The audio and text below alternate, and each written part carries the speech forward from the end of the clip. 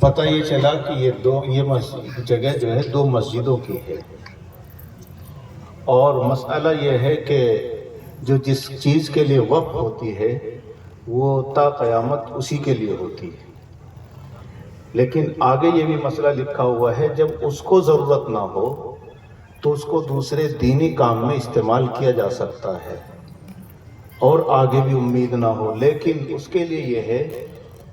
اس کی طرف سے یا کوئی اور اس میں بلڈنگ بنائے، چاہے مکتب چلائے چاہے اسکول چلائے، لیکن کرایہ ان کا متعین کر دے جن کی وہ زمین ہے، یعنی دونوں مسجدوں کی جتنا جس کا حصہ ہے۔ نہ دنیاوی تعلیم پڑھانے میں کوئی حرج ہے، نہ کچھ اور پڑھانے میں کوئی حرج ہے، اسکول بھی چل سکتا ہے، بس یہ ہے کہ مسجد کی کوئی ایک مناسب آمدنی جو نہ اتنی ہو جسے مدرسہ جھیل نہ پائے، بس اتنا ہو کہ کرایہ ہے،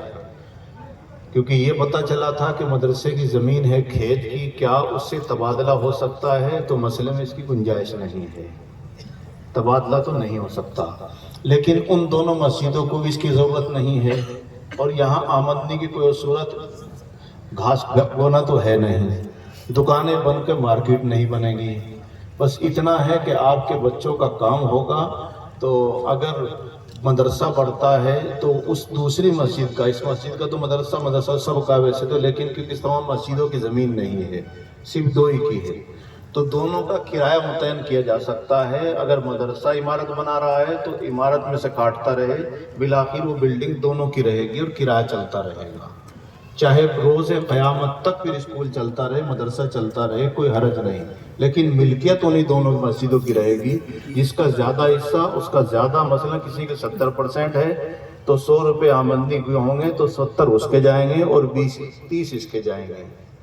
باقی کوئی یہ کہے کہ اس کو مدرسے کے لیے خرید لیں گے، کچھ اور تبادلہ کر لیں گے، یہ گنجائش نہیں ہے۔ ہاں پورے گاؤں کا مدرسہ ہے، ہو رہا ہے، جلسہ کرنے میں کوئی دقت نہیں ہے، کبھی اس میں کچھ اعتراض ہو جائے، بہت اچھا کھلے میں جلسہ ہو رہا ہے، اس سے بڑھیا کیا بات ہے، بھیڑ سے بچ کر کے کھلے میں ہو رہا ہے، اندر ہی ہے، یہ بھی کوئی ہوڑ پہ نہیں ہے، اور اتنی بڑی تعداد میں آپ بیٹھے ہوئے ہیں، ان سے مولوی صاحب سے آپ کے لیے میٹ بھی مکمل نہ بن سکے، کمی رہ گئی، کچھ کو تو میں نے ادھر سے اٹھوا کے پیچھے پہنچوایا ہے، نہیں پورتی نہیں، وہ کھڑے ہیں، اچھا نہیں بیٹھیں گے ابھی، اب اطمینان سے آپ نے دیا ہے، بہرحال پھر بھی پچھلے سال سے زیادہ دیا ہے، جو مجھے کانوں میں پچھلے سال آواز آئی تھی، اس سال بھی تو آیا تھا میں بھاگتا سا، اس سال تو میں نے کئی چکر لگا دیے، اور جہاں تک یہ کہ آپ نے کہا تھا امتحان کے سلسلے میں، ہم نے دیکھا، میں نے مفتی صابر کو متعین کیا تھا، تو پہلا امتحان تو بہت مایوس کن تھا، بہت مایوس کن تھا،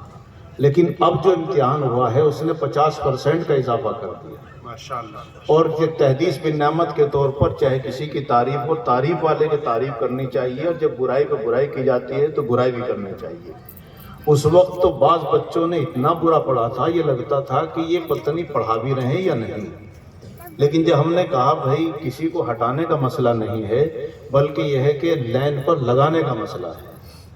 اور پھر عربی کا ایک آدھ درجہ چلتا ہے یہاں،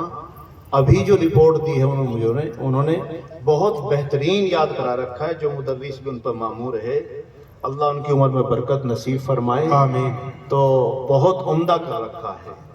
اللہ کے رسول نے بھی فرمایا ہے، اور یہ قاعدہ بھی ہے، اگر اچھائی پر اچھا نہ کہا جائے اور برائی پر برا نہ کہا جائے، معاشرہ بگڑ جاتا ہے، ہم بروں کو اچھا کہتے رہیں تو اچھوں کا پتہ ہی نہیں چلتا۔ یہ لکھا ہے کہ جو باپ اپنے بیٹے کو ہمیشہ ڈانٹتا رہے اور کبھی اچھائی پر شاباشی نہ دے، وہ اولاد نافرمان ہو جاتی ہے۔ کہاں مسئلہ آگے کچھ گڑبڑ ہوگی 50% اور اس میں 25-60% اضافہ ہوگا، اور تعریف کریں گے، کمی ہوگی ایسے ہی بولیں گے جیسے مولانا معروف کہہ رہے تھے کہ گھٹا دیا، تو ہم بھی کہیں گے، لیکن کہنے کے لیے تھوڑا سا وقت دینا چاہیے، اب کہ مجھے انہوں نے ٹائم دیا نہیں، اگلی دفعہ یہ ہے کہ 5 بجے کے بعد کوئی حصہ مت سنانا، تھوڑا سا بات بھی کر لیں آپ کے بیچ میں،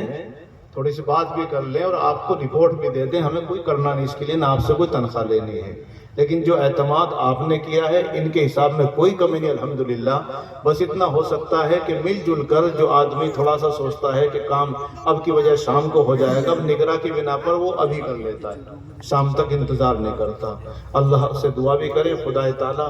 آپس میں جوڑ رکھے، مدرسے کو خوب ترقی نصیب فرمائے. یہ علماء جتنے بیٹھے ہیں اس مدرسے سے نکلنے والے، یہاں کے طلباء، یہاں کے جگہ جگہ پر یہ اپنے مدرسے کے بارے میں بڑے فکر مند رہتے ہیں.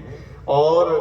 میں یہی کہتا ہوں صرف فکر مند رہنا چاہیے، فسادی نہیں بننا چاہیے، خوش ہونا چاہیے. ابھی تک کسی نے ایسی کوئی بات نہیں کی. اللہ رب العزت سب کو، اب جب پڑھتا ہے تو الف تو سوچتا ہی آدمی،